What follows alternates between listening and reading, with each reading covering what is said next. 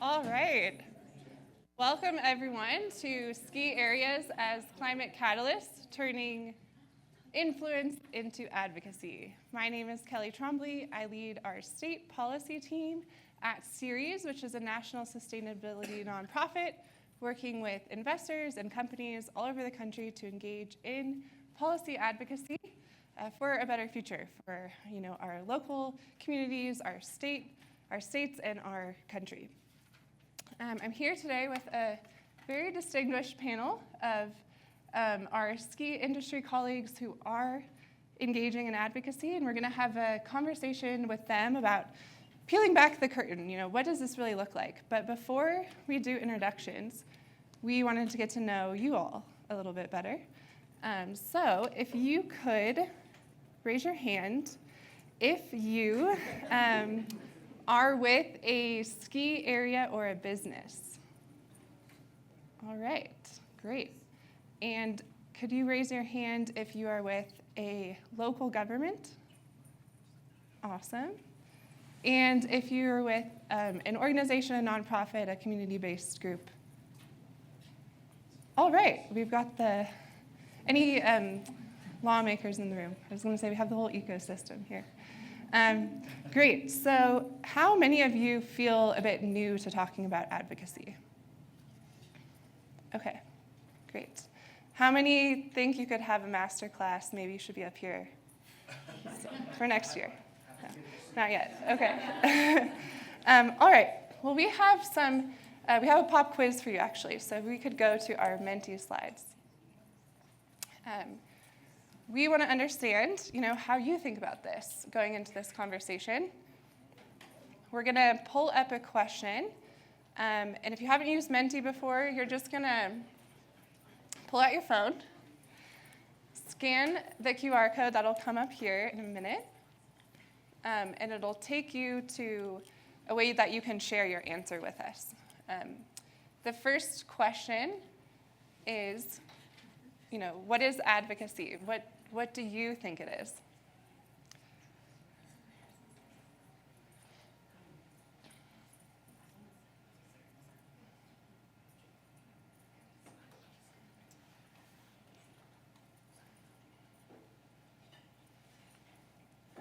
Starting strong with empathy, talk, momentum, passion, power.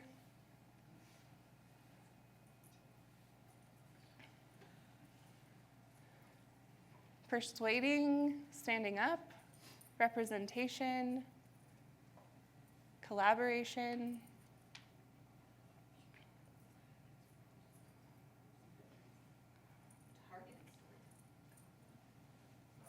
All right. There must be a marketer in the room. This is great. Really a strong theme coming through here about how we communicate, use our voice, maybe our standing up and our voice as power. There's education and passion and storytelling happening. Okay, could have fooled me with how well-versed you are in advocacy. Okay, next question. Who does advocacy? Oh, got it right there. Okay, this is a really A-plus group.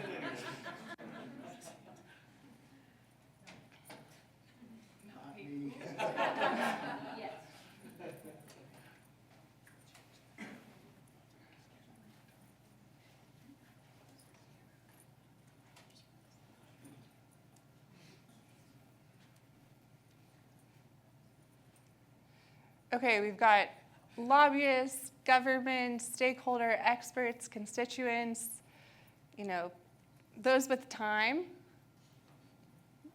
community, anyone and everyone, sometimes not someone. All right.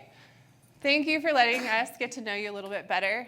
We want this session to be a conversation. We hope that, our goal is at least 10, maybe 20% of you leave the room with an idea of a concrete action that you're going to take that leans into your strategic influence, your ability to do advocacy. So with that, I'd love to have you all introduce yourself, and could you share who you are, where you're coming from, and how your role intersects with advocacy briefly. Good afternoon. I'm Tony Cammarata. I'm part of the senior leadership team at the Arapahoe Basin ski area. I work very closely in planning and development. I work with our sustainability team, and I am an advocacy student, I think, is how I would best describe myself. Astute? Astute. Astute. A student. Of Student. always learning on how to use our voice. My name's Anna Nason. I run the sustainability program at Mount Rose in Reno, Nevada. And our approach to advocacy, I'll say, is rooted in the fact that we're an independent and family-owned mountain, and a large percent of our, visitation base is Reno residents and Reno locals, and those who are pseudo-Reno locals. And so we're really, really rooted in the community. And our sustainability program will be 4 years old this season. And so my role in that and in advocacy is really letting the community know that now we also have this component, building on some momentum we've had internally, and taking those wins and those obstacles to the relevant, people in the community and community leaders who we can work mutually to help each other reach our goals. Thank you. I'm Chris Miller. I'm the SVP of Sustainability and Advocacy. I want to start by thanking Kelly for moderating, and just to say, for those of you who don't know Ceres, you should know Ceres. I've had the pleasure of getting to work with Ceres for probably the last 15 years or so. Super incredible strategic organization working to sort of organize corporations around a host of issues, including climate. But thank you, Kelly. I am new to Aspen, one, and the industry. I'm 6 months into the role. I spent the last 14 years at Ben & Jerry's, ice cream, skiing, both frozen things. So you see the connection there. But as I think about advocacy, what it means for Aspen, one, the word that was in the center of the kind of word cloud there was power. And that we as corporations and employers, as an industry, have power. And I think advocacy is about how do we leverage that power in the service of solving problems that our communities face, our employees face, our society faces. And so I think about advocacy as a bit distinct from the sustainability work, which is, what are the things we're doing to solve our problems and green our operations as a company. And advocacy is about how do we take what drives us to do the things on our mountains, in our businesses, and put that in service of solving bigger problems for the community and society. Thank you, Chris. And I did not ask Chris to plug Ceres. But thank you. So maybe fair to say we have a student, we have someone new, building out the roadmap in their family-owned business. And we have someone with it in the title, so, it's official. So our first question is kind of to what you said, Chris, on differentiating the internal sustainability work and the advocacy work. What exactly does advocacy look like to you at all of your companies? And give us some insight into how you're thinking about it. Walk us through the relationships involved, the stakeholders, what's the nuts and bolts of this? Who wants to go first? Tony, take it away. I think relationships is the best word to use.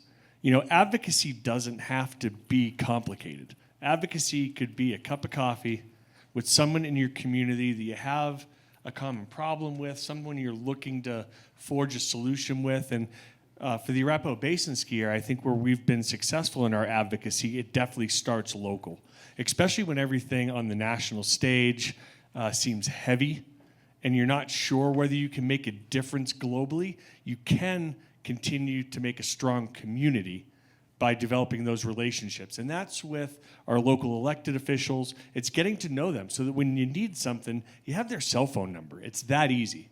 And ask them if they're willing to have a cup of coffee. I think that, our local nonprofits, Hike Country Conservation Center, having a position on their board to help them with local issues like a climate action plan, like Mike and our sustainability team have helped them work with the county government on.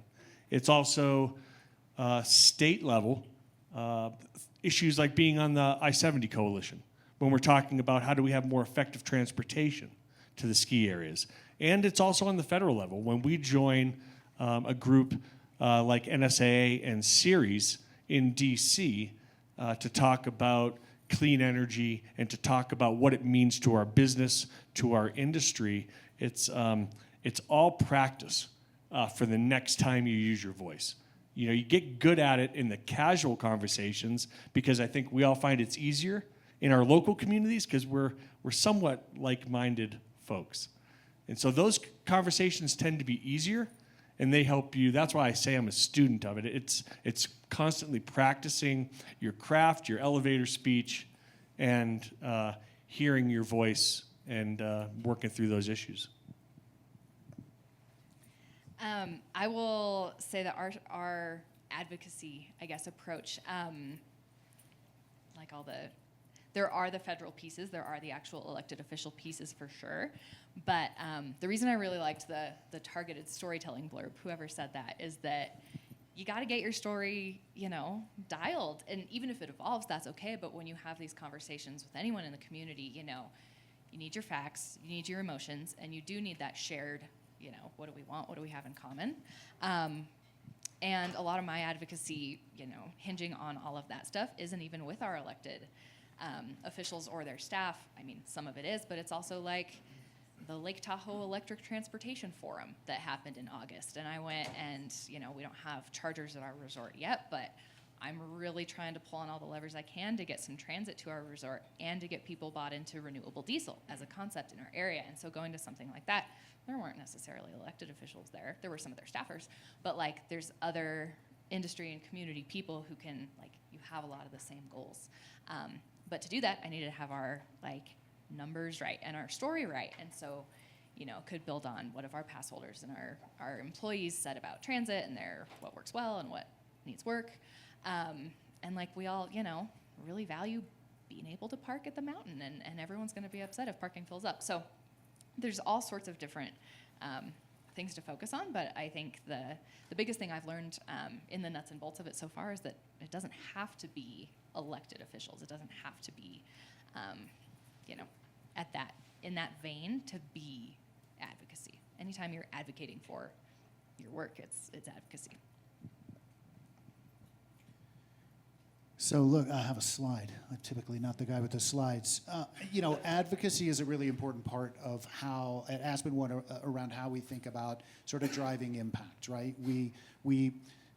How we operate our business day to day, we want to kind of model best in class. We want to focus on innovations that are scalable beyond just our resort. Placemaking, Tony, you talked about how important it is to be involved in community serve-on boards. For many of our kind of resorts, we are the 8,000-pound gorilla in the community. And so part of sort of, frankly, maintaining a social license to operate requires working with the community to solve problems and to engage in the community. We have a philanthropic side of my team that Hannah Berman leads. It's incredible work. But the sort of advocacy piece is a really important part of not just sort of thinking about what are the things that are in the best interest of our company, but sort of bringing the values of Aspen to life, right? And so that's how we think about advocacy. And I think as we think about advocacy, it works on many different levels. It works at the community level. It works, as you said, within our companies and with employees. When I think about it, I think about sort of the power and influence that we have as Aspen One. We are a major employer in the Roaring Fork Valley. We generate tax revenue through, bring a whole bunch of tourists to the valley, right? So we have some clout simply because, whether we should or not, because we're a business. Collectively, we all, as an industry in the kind of mountain town resort business, collectively as an industry, we have power and can work together collectively as an industry to solve problems. And then I think one of the things I'm really interested in is the opportunity that exists for us to engage all of the guests and people that we touch in our business. And it seems to me that that is a sort of big untapped opportunity to make progress on some of the issues that we all care about.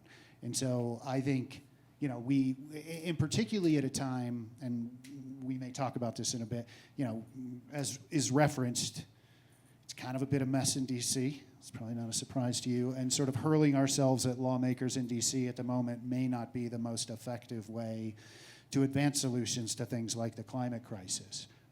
But how we break that logjam in DC is sort of building a political movement that cares about the issues that we care about, climate change being one of them.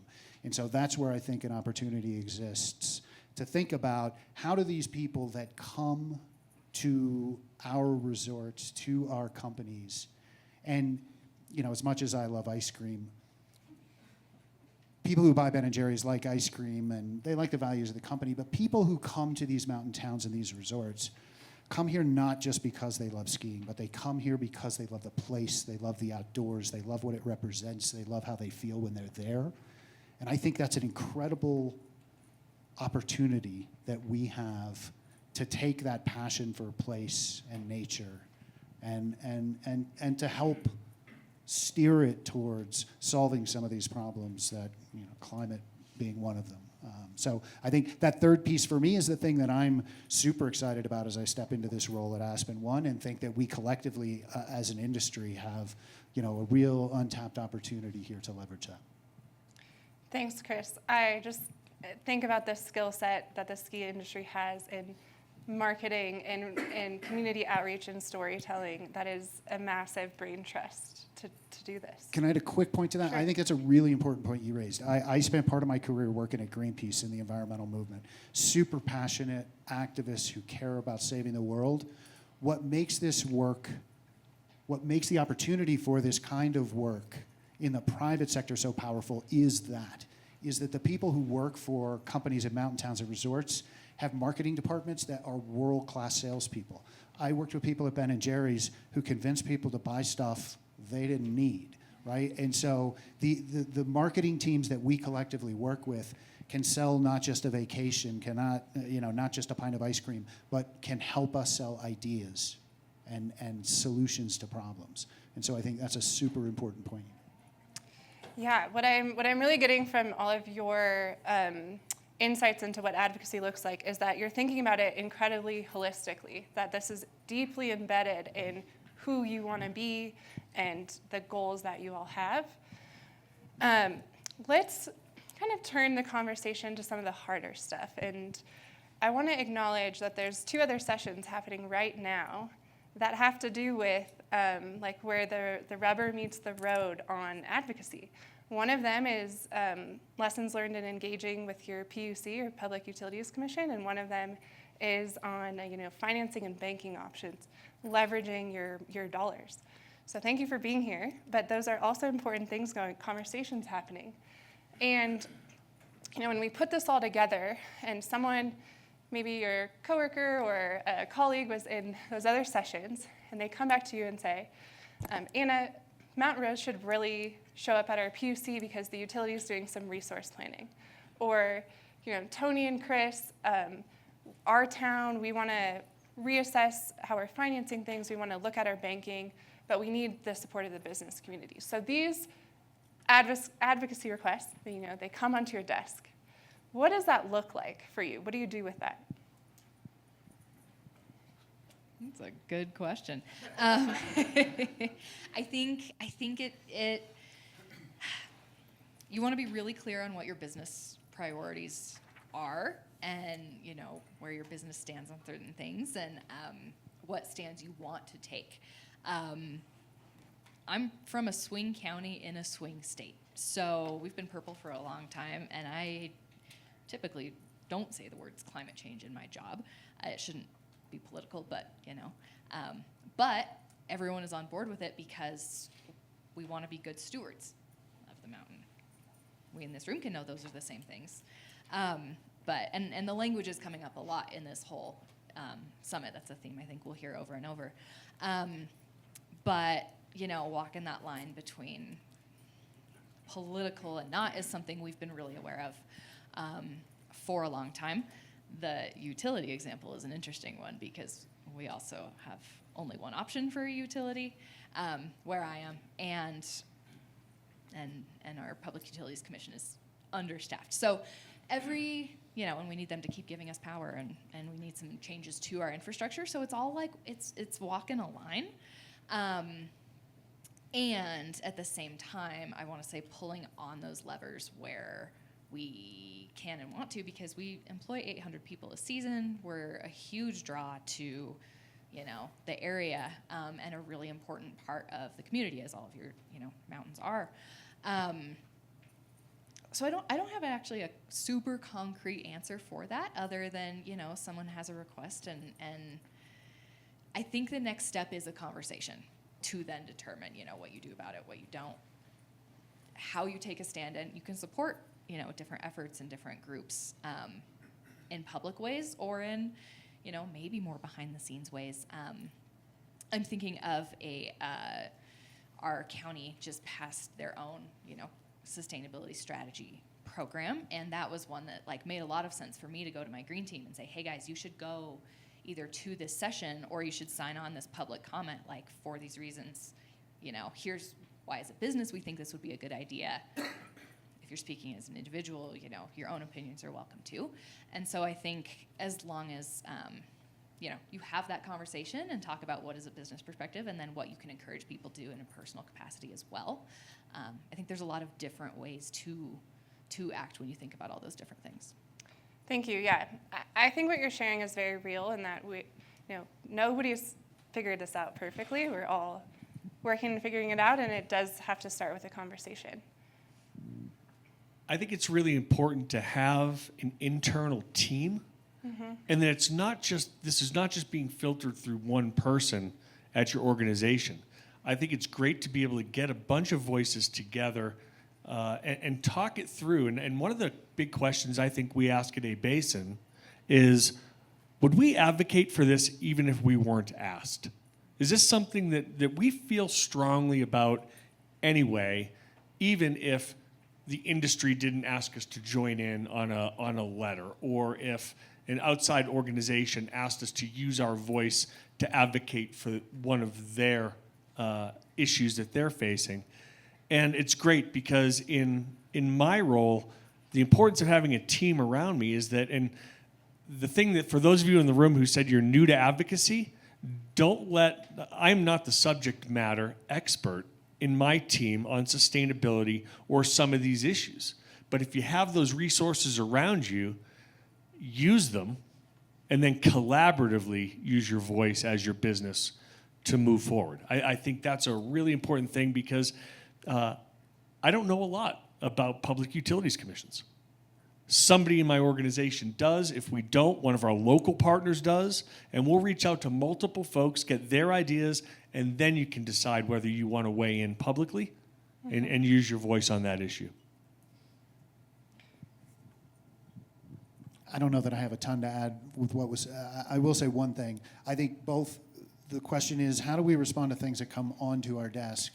And then I think the other question that I think about, and I think the team at Aspen one thinks about, is what are the things we want and should and need to be working on, and how do we build partnerships and relationships to advance those things? So I think it's both, how do you react to the incoming stuff? A lot of that's community-based, and then from an advocacy perspective, kind of what's the issue set? What are the things we're seeing in the world that we want to be engaging in, and who are we going to partner with to advance that? And if I can add on to Chris's point, one of the things I think is important too in building these relationships, it's not just so that you can make the phone call when your business or your organization needs something. If you build those relationships, then people will come to you and bounce ideas off of you and say, well, hey, how do you feel about this? And can you help us advocate on a higher level for our organization as well? Great points. Thank you. We're gonna keep getting more and more difficult here. So Anna said, acknowledge the sensitivities around saying climate change, the need to walk the line sometimes. 2025 looks a lot different than 2023. How does advocacy look different for you right now, and how are you adapting your approach?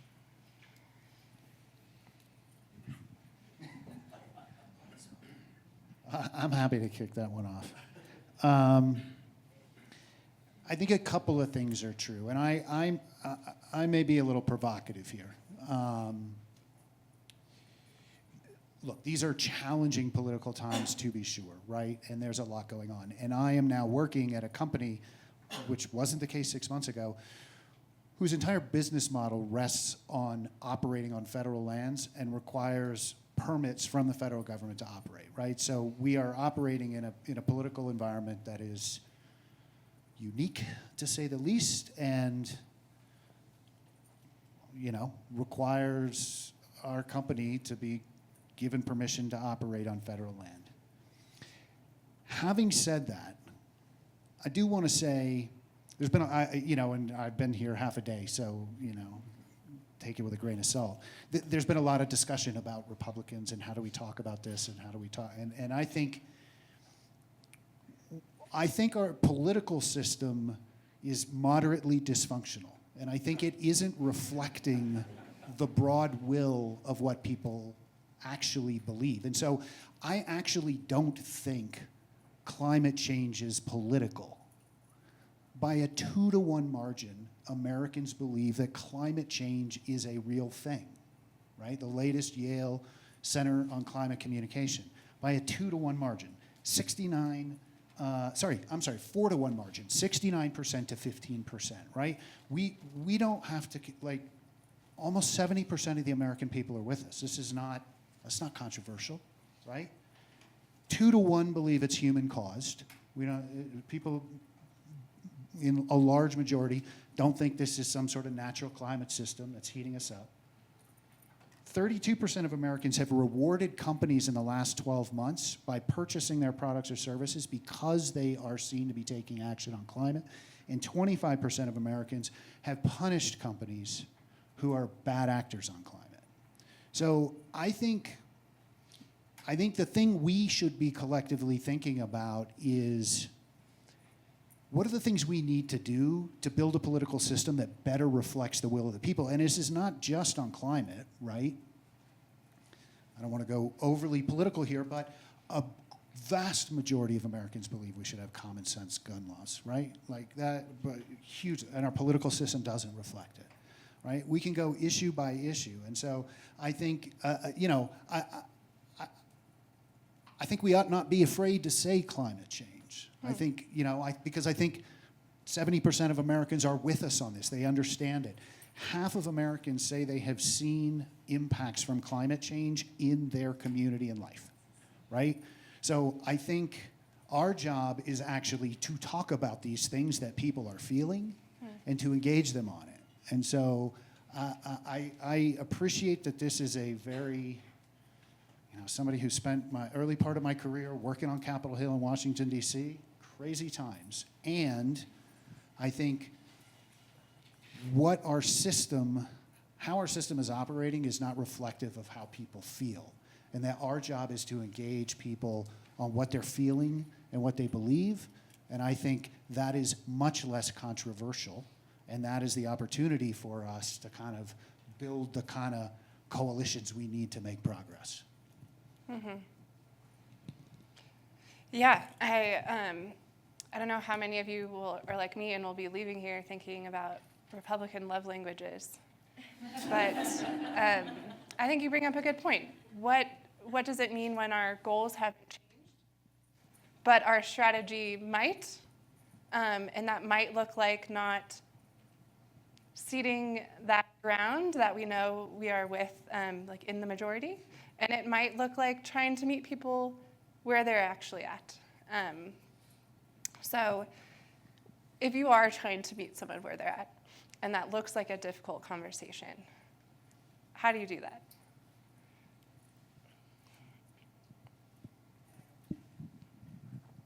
I don't have the experience on Capitol Hill that Chris does. I don't even have I don't have very good Congress clothes even.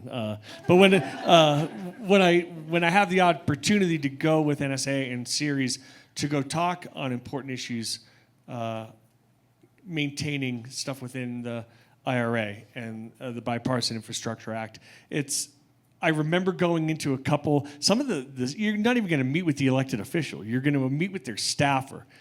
And they really don't even want to be there sometimes, was the impression I got. But you have your 15 minutes, so you got to take your shot. And I remember it was Ryan Zinke's office, and also I remember being in Mike Simpson's office, where I'm a big rafter. I see a picture, right? They got taxidermy all over the walls, but I see a picture of the Salmon River, and I figure that's an in. I'm going to talk, because who doesn't want to protect the Salmon River in their state? Who doesn't want, if you start talking about clean air and clean water, there's nothing argumentative there. And I think that you can start the conversations that are going to be difficult by finding some common ground and deciding, like, hey, we're all in the same room. We all think this is important. We can't argue over this. But here's what it means to a ski area that's facing climate change head on. We're putting jobs at risk. We're putting main economic drivers in rural communities at risk. And so I think that there are ways that we could subtly change our approach in advocacy to make sure that the staffer or the elected doesn't just shut down as soon as we enter the room. To take exactly what you said and apply it in a different way, I'll be honest that in a lot of ways, because where I'm from is so mixed, some of the hardest conversations I have in my job are with people who've worked at my mountain for 30 years and are so, they've seen it through all stages of its growth and have seen what worked before and what they had to do to make things work before. And, introducing a sustainability program, you run the risk of like, oh, well, that's just, there's a lot of different perspectives people could have about it. So some of those most difficult conversations are like, I try to take the approach of outside of, we all like the trees, we all like the snow. How is what I want to do with a sustainability program or whatever topic we're talking about, like, how does that make your job easier? How does that increase your efficiency and help set you up for the longest term? Sustainability means something different. We know there's so many rabbit holes you can go down, but like at the bottom, at the end of the day, it's the ability to sustain. And like our maintenance teams really like hearing that when we think about long-term growth and how do we bring more people into these professions and get the tools that are going to work for the longest term, and everyone likes seeing less trash around the mountain when we've, reduced our waste and figured out how to get more reuse and recycling going. So it's exactly like you said with the common ground and where you find it and whether that's the picture of the river or, you're like, point out the ways that this can actually set people up for success in the longest term. I think that meeting people where they're at and recognizing, their expertise and where they're coming from too in different areas helps with having those hard conversations. I think one more point I'd like to make is that I think we all have to open our minds as well. It may be the more difficult conversations are across the aisle, but we can get everybody on our side to agree with us, and we can thank them for all the work that they do. It's the harder conversations that we need to have, and those aren't always the easiest. I had the opportunity, the National Skiers Association had their summer conference, and I was asked to moderate a discussion with a young man, maybe some of you have heard of. His name is Benji Backer, a young man who's the founder and executive of the American Conservative Coalition. He just wrote a book called The Conservative Environmentalist, and as soon as they asked, I was like, absolutely not. I'm not talking to this guy. Right? He's a wolf in sheep's clothing. I don't trust him. And I told him that. And he said, everybody calls me a wolf in sheep's clothing. I go to young Republican events and I tell them I'm an environmentalist, and they immediately shut down. So I think we all have to open our minds and say, this may not be my comfort zone, but it's worth having the conversation. Thank you for that. And thank you all for really raising up this truth that the practice of hard conversations actually starts, at home, in your own teams, in your own place of work sometimes. If you want a crash course, then go straight to level 100. You can join Ceres in DC in the spring. You're invited to walk the halls with Tony and meet with members of Congress. So lots of opportunities here, basically. Before we get to our last question, I'm curious to hear from you. Have you come across any maybe unexpected silver linings in doing climate advocacy? Are you seeing ways that engaging really uniquely benefits the ski industry? Chris, do you want to take this one?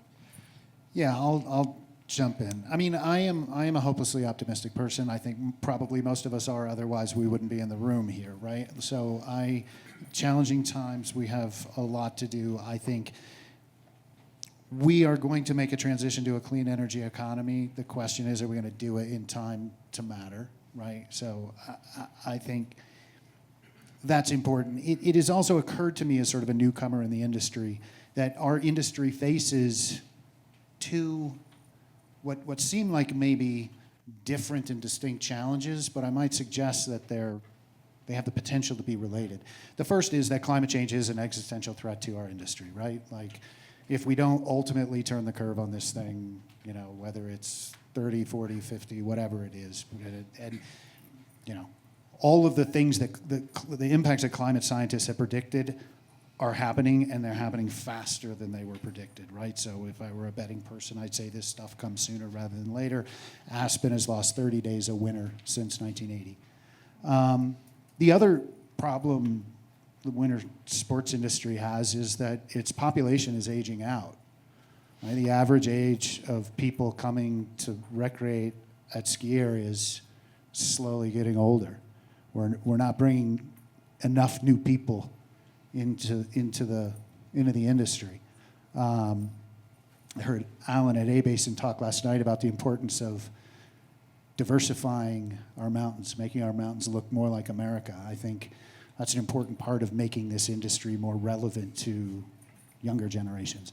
And I think our industry being seen to be taking action on the issue that is not only the existential threat to our industry, but is the existential threat to the future generations, can make our industry more relevant to young people and a new, open up the thing that we love to, future generations. So I think these two things of like an aging out population and a changing climate, while they seem quite different, by being seen to take action, meaningful, strong action on one, can make our industry more relevant to young people and future generations. Silver lining might be a little bit of a stretch for what I'm about to say, but the reframe I'm working on as we go into this season with, grant funding, even allocated grants drying up, we all know, is like, okay, if no one else is gonna fund this, come in, save the day, support this stuff, whatever, like it's on us, and there's accountability that we have to ourselves, to our business, to the future, to the mountain, and reframing that as resilience at the same time. And I think that combination is, haven't tried it yet, so this is just the approach for this season. But thinking about, okay, if the support isn't out there right now at the federal level, state level, whatever for this stuff, how can we invest and be accountable to make ourselves the most resilient that we can? So that's how I'm going to reframe stuff. And while the resources are not there federally, kind of maximize on that to try to force our own accountability. And next year I'll let you know how it goes. my silver lining is pretty easy. I think having the opportunity to do this work has just made me even more proud to be a part of the team at Arapahoe Basin. It's made me proud to be a skier from Frisco, Colorado.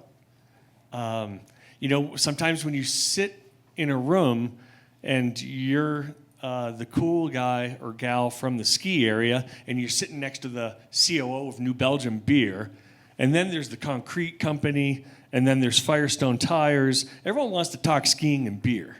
And to me, that was something to lean into. That's what advocacy is using your unique position, which our position is very unique, and using that to your advantage. And to me, it's that silver lining. I've met more people in our community. I've met more people in our industry, and even people on the fringe of our industry that we all are trying to work on the same things. And that's invaluable. It's personally and professionally. Thank you. I can say from my experience having joined almost every type of Fortune 500 company to meet with lawmakers, skiing and beer really wins the day there. There's no doubt about it. The room just lights up. They don't even have to be in the room. If they see your logo on a letter, that's the one they want to talk about. So I hear a lot of optimism, a bit of workshopping. I'm an optimist too, but why? Why are you optimistic right now? What is giving you hope right now? And this will be our closing question before we take audience questions.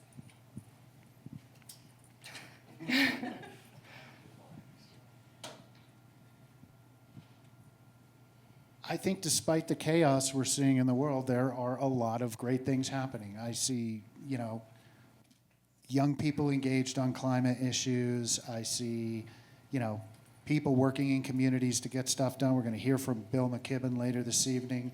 Was it 2 weeks ago, Bill and a number of green groups, organized a National Day of Action, focused on getting solar done locally. There's a lot to be optimistic about, right?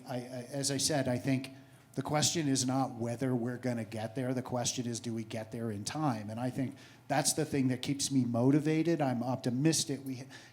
We have all the tools we need. I mean, we really do, right? We have the things we need to confront the climate crisis. So that's incredible, right? As somebody, I guess, mentioned earlier in the last session before lunch, right? Structurally, there are a lot of policy issues we need to fix on climate, and renewables are the cheapest form of energy globally, right? 10 years ago, that it would have been hard to imagine, right? 90-some-odd% of all new electricity generation in the U.S. renewables. We're where we have the tools that we've wanted to solve this. So that's the optimistic part. And the motivational part is we have to speed it up. We have to speed it up. And so that's the optimism and the work ahead of us. Thank you. What gives me a lot of hope and a lot of energy in this space is the sense of community that the climate stuff can really create. I mean, I know we've all talked about the political divide, but when people do come together on this stuff, it can really, truly bridge the gap and provide an avenue for community. We did a guided hike with the Forest Service at my mountain a couple weeks ago, and, we thought we were going to get, maybe 10 people show up based on other hikes they've done and other events we've had. 65 people showed up on a Saturday morning to do, not even a mile-long trail. It was, barely a hike. But we had the ranger there doing the interpretive piece, and me there talking about the ski area. And in talking to people afterwards, the biggest thing, I was like, well, why'd you guys come out here today? They wanted that sense of community. And so I think where you can tie into the unifying factors with this stuff, in addition to, all of the large-scale things you just mentioned, people want to be united. And I think people are tired of the division, and this is a really nice avenue for bringing people back together, and it's something that they're seeking out. And so that gives me a lot of optimism. I love that. There's no politics on a powder day. Yeah. I like that. Yeah. That should be a T-shirt. Mike, we should. Boy. You know, when I see my 5-year-old niece learning to ski, when I see Mike's child hanging around the ski area, knowing that she's going to be the next generation of skier, it's hard not to put in the work. And it's imperative that we all lead in this space and that we don't lose traction no matter how hard it gets. Now is the time to even work a little bit harder. And I don't know if that's optimism or whether that's just drive. And we just have to keep on going no matter what's put in front of us. And yeah, I think it's we need to model the behavior in our communities. We need to be the example. And so to me, that's the most important part of being a part of a team that also feels the same way that I do. And we feed off each other. Not everyone can give 110% every day, but we pick each other up. And I think that having a strong network of like-minded coworkers, friends, and family, I think that's the ultimate reason to keep on keeping on. Thank you. I have to give a round of applause to that.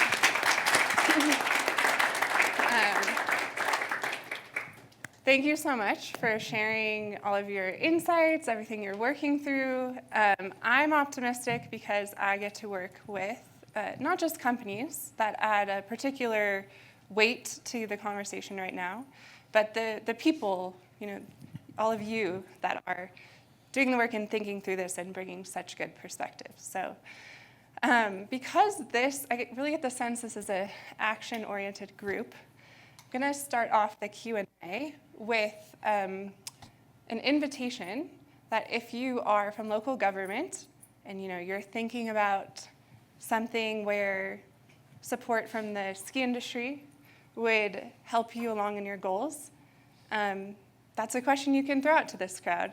And if you are from the ski industry, I invite you to ask a question about what will help you get over a hurdle, or what's something that's still kind of sticky for you. So let's start with those type of questions. And we have about 10 minutes for those. Yes, please. I work for the city of Salida, and we are right next to Monarch Mountain. They're wonderful, they're independently owned, but they don't have a sustainability program. We've started conversations with them, but as Anna, as someone who works at a family-run independent mountain, I'm really curious, and obviously open to all of you, what are the selling points of starting those conversations and maybe future planning for a sustainability initiative? Yeah. Well, I got a shout out. Okay, now it's on. I got a shout out NSAA here and Brendel Group as well. I was honestly just in the right place at the right time. The mountain had hired the Brendel Group to figure out where should we start with sustainability, and then when I did start. And that role that they wanted really leaned heavily on the NSA's Sustainable Slopes framework to think about, okay, how do I even start to talk about this with the other employees? You go in and say we have a sustainability program, and not to knock recycling at all, it's important, but people's minds are going to go to that, maybe, or trees, whatever it is in your area. But really having that framework for no, this can mean a lot of different things, and that really helped us prioritize, okay, our tree stuff is okay for the moment. We have a really good thing going with the Forest Service. Our work is cut out for us there.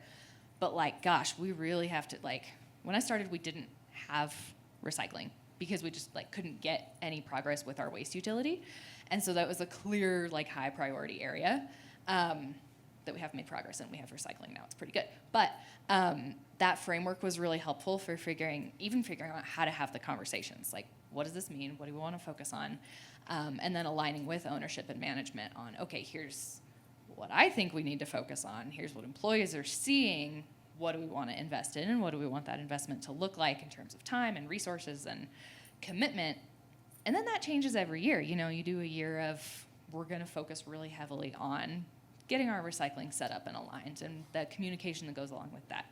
We're going to focus a lot on our, energy or snowmaking or water or whatever it is that needs the attention. And then what does growth look like? And I think pacing those conversations out is important too, because it allows you to build on the wins that happen rather than try to, throw everything at the wall all at once and run the risk of, missing something or burning out. Like, making the sustainability sustainable in that way is I think a key piece of that approach.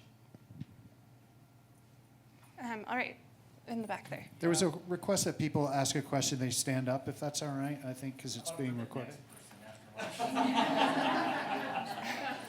If you want to, you can stand up. I think that's a perfect lead into what I want to ask. Is like, could you share, each of you share like one or two sustainability wins, and then one or two like challenges that's right in front of you, just to kind of help me understand context? I'm happy to jump in quick. So I think a recent win is, I guess maybe it's both a win and the challenge. Our hospitality at Aspen, the hospitality side of the business is growing, right? We have 2 hotel brands. The hotels started in Aspen, in the Roaring Fork Valley. We're now expanding out. We've just opened a hotel in Boulder. It's the largest all-electric hotel in the country. Super cool, right? I mean, it took, a ton of work from the team. It took additional investment to pull that off. And the building will just get better and better year after year as the grid greens, right? And so that's a great example of a win. We have another hotel opening at Limelight, opening in Mammoth. That will also be an all-electric hotel. And because this side of the business is growing so quickly, there's so much happening, like we're blowing it in other places. We've announced another hotel that the deal got done quickly, and we don't have great sustainability design integrated into the building. My hope is we came out of the gate, and so I think because the growth is fast, because people are moving quickly, because there are new staff, we don't have the right systems and processes in place. And so we're doing some great things, and we're hitting on in some places, but I think the job to be done now is to adjust our systems and processes so that we can kind of scale the impact as we scale the business. I can speak to an obstacle if you're curious about that, because it relates directly to advocacy, and I want to make the point that not every conversation has to be a win to be a piece of the puzzle. So I am really into the idea of renewable diesel. I really want to see it implemented at our ski area and in Nevada. Like most states, transportation emissions are one of our highest pieces of emissions, and renewable diesel has great potential for bringing those down for the machinery, like our snowcats, that for our terrain, I mean, the snowcat manufacturers are doing really cool things with getting electric cats going. For some terrain, the developments will take that much longer to get there. Renewable diesel would be a right now approach. I don't have to make the argument to this crowd. But getting a statewide subsidy or incentive or anything that would bring the cost down. In Nevada, I've gotten a bunch of quotes for renewable diesel, and it's anywhere from $1 to $3 more per gallon, which is pretty prohibitive when you look at the amount we're using. So I talked to a state legislator and was like, hey, what can we do about, this? And she's like, well, I'll have my policy staffer do some research. And that was great. I was like, can we sponsor a bill, in our next legislative session? Can we really get this going? She's like, well, that really has to come from a, nonprofit. And I was like, okay. So I went to a lobbying, nonprofit conservation group and was like, hey, we're really into seeing this thing as a business. We want to be able to make this commitment, but it's just a little prohibitive right now. What can we work on? And they were like, well, until the, elected makeup changes, we don't feel confident in pushing that through with our resources. I'm like, okay, well, if the legislative avenue isn't going to get me what I want, what is the next stage? The idea I have is to try to form a purchasing group to see if we can get enough commitment to get a vendor to make a deal with us, but I'll also have to let you know how that goes once I try it. But I say all that to speak to, like, yes, those sound like obstacles because they are, but my hope is that more momentum will continue. I'll keep pushing on this. Other people, our county sustainability managers in the same exact boat as me, we ski together a couple times a season, and so we talk about a lot of the same obstacles and dreams we have.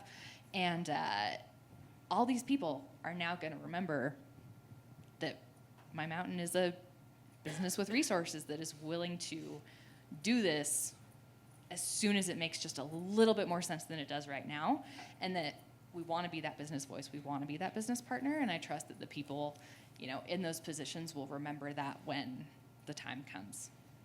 Yeah. As we and the team at Steamboat started a renewable diesel pilot program in our two ski areas, you're gonna have to talk to Mike. Don't ever, when you're around vehicle mechanics, don't ever call it biodiesel. That's the number one lesson there. They're gonna freak out.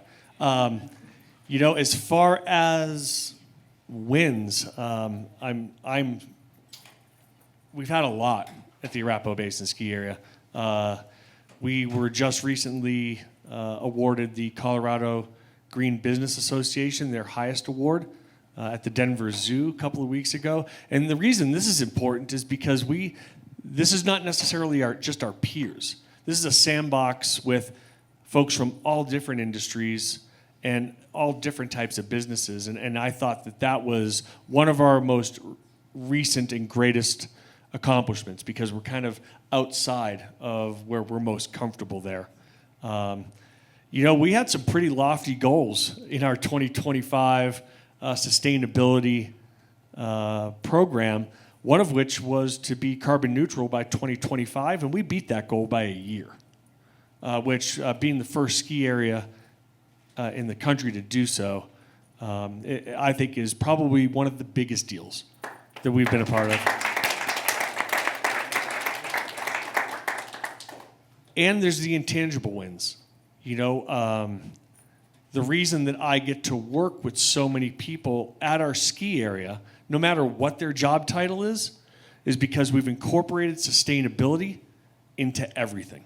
Whether you're building a new building, whether you're working with your outside stakeholders, whether you are trying to improve systems within your own ski area with your staff or your guests, if it's just ingrained, it's in the fabric of what you do, it's not as hard of a sell. You're not trying to convince anybody. It's just part of what your business does.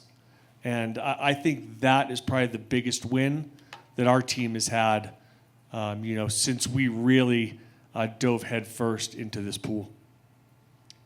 I think we have time to ask one very last question, and that is, us of you, if you could go back to that Menti, we have one last question.